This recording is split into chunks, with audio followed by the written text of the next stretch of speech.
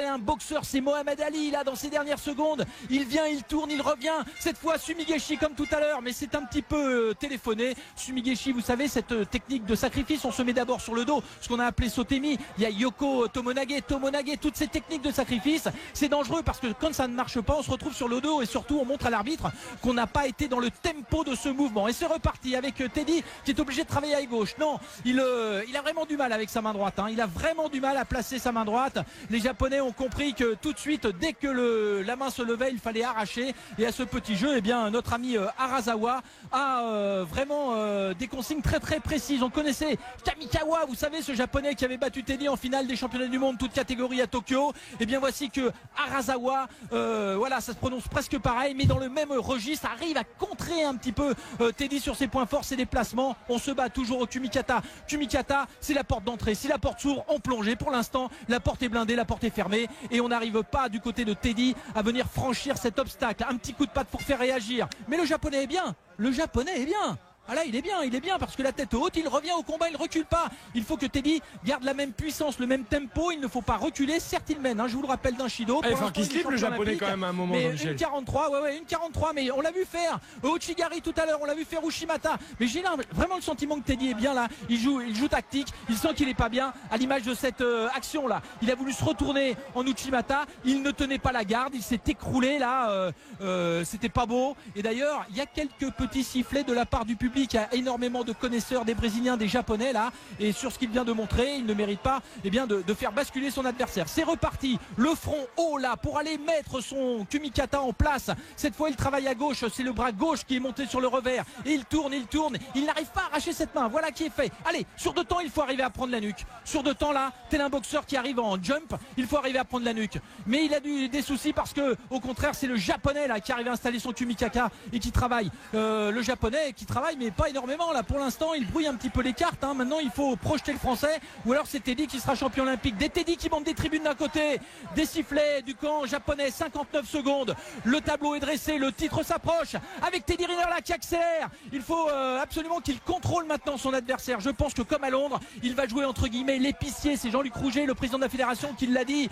Épicier, c'est pas péjoratif dans notre jargon, ça veut dire que on a tout le tableau de bord au vert et on veut conserver tous ces paramètres qui sont positifs. Avec Teddy Riner là à nouveau à 35 secondes d'un deuxième titre olympique qui se bat au Kumikata, maté de la part de l'arbitre. Il va prendre une petite moulinette, il va prendre un petit Shido. Je pense qu'il reste devant. Oui, il reste devant pour l'instant parce que notre camarade Arasawa a été sanctionné à 2 reprises. Mais dans ce jeu de sanctions, c'est très très risqué. Oh là, il en remet une. Voilà.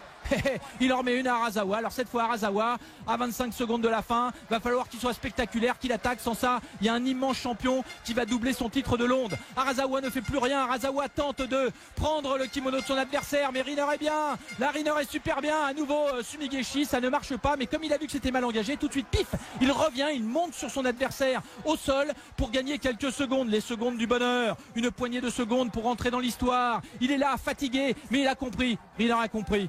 Riner a compris, il a compris que le titre était là et que rien ne pouvait lui arriver. Et le japonais qui n'a pas pu s'exprimer dans cette finale va perdre le titre olympique. Et Teddy Riner là qui tourne une dernière fois et c'est gagné.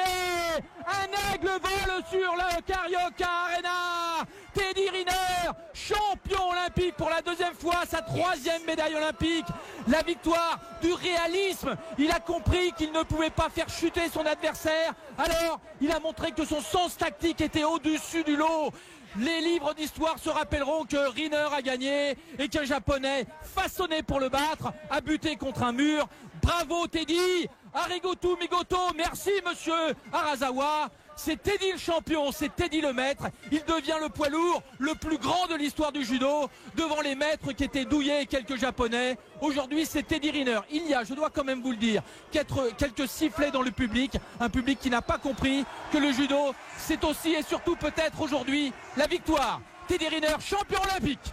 et plus de 100 kilos pour les hommes. On le disait, 3 médailles d'or aujourd'hui. Ça avait débuté par celle de l'aviron, le 2 de couple poids léger pour Jérémy Azou et Pierre Rouin, l'équipe de France donc qui est en train de nous régaler. Teddy Riner, champion olympique. Tout de suite, nous allons retrouver grâce à Isabelle Langer Marie-Pierre, sa maman. Bonjour Marie-Pierre. Un petit peu Teddy sur ses points forts, ses déplacements. On se bat toujours au Kumikata. Kumikata, c'est la porte d'entrée. Si la porte s'ouvre, on plonge. Et pour l'instant, la porte est blindée, la porte est fermée et on n'arrive pas du côté de Teddy à venir franchir cet obstacle. Un petit coup de patte pour faire réagir. Mais le japonais est bien. Le japonais est bien.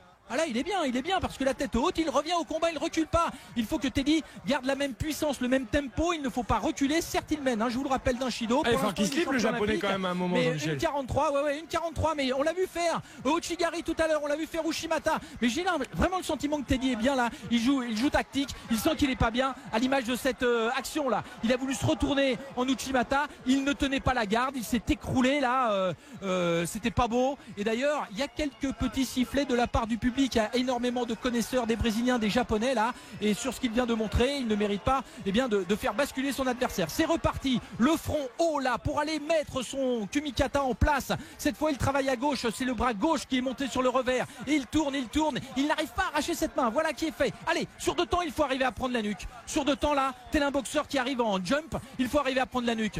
Mais il a des soucis parce que au contraire c'est le japonais là qui arrive à installer son Kumikata et qui travaille. Le japonais qui travaille mais pas énormément là pour l'instant, il brouille un petit peu les cartes. Maintenant il faut projeter le français ou alors c'est Teddy qui sera champion olympique. Des Teddy qui montent des tribunes d'un côté, des sifflets du camp japonais. 59 secondes, le tableau est dressé, le titre s'approche avec Teddy Riner là qui accélère. Il faut absolument qu'il contrôle maintenant son adversaire. Je pense que comme à Londres, il va jouer entre guillemets l'épicier. C'est Jean-Luc Rouget, le président de la fédération, qui l'a dit. Oh, épicier, c'est pas péjoratif dans notre jargon, ça veut dire que 2 secondes pour rentrer dans l'histoire. Il est là fatigué mais il a compris. Riner a compris.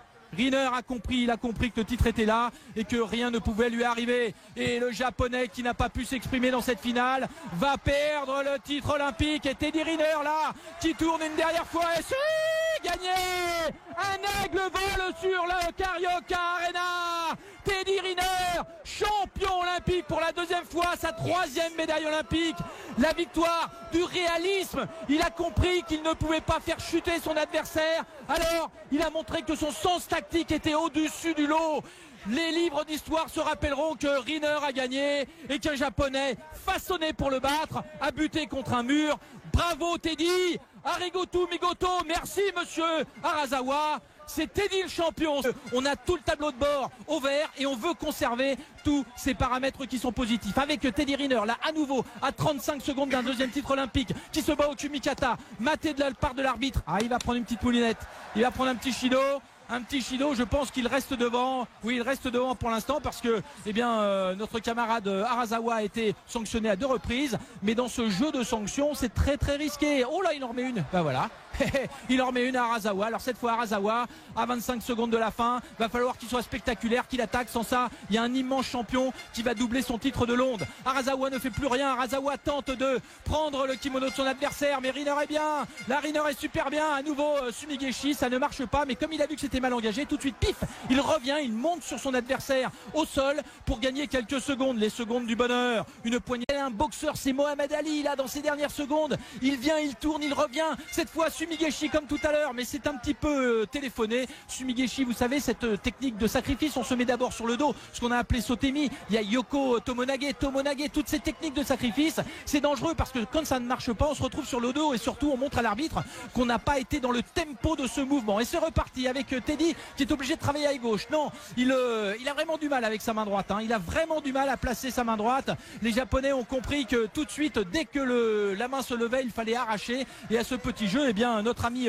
Harazawa a vraiment des consignes très très précises. On connaissait Kamikawa, vous savez, ce japonais qui avait battu Teddy en finale des championnats du monde, toute catégorie à Tokyo. Et bien voici que Harazawa, voilà, ça se prononce presque pareil, mais dans le même registre, arrive à contrer un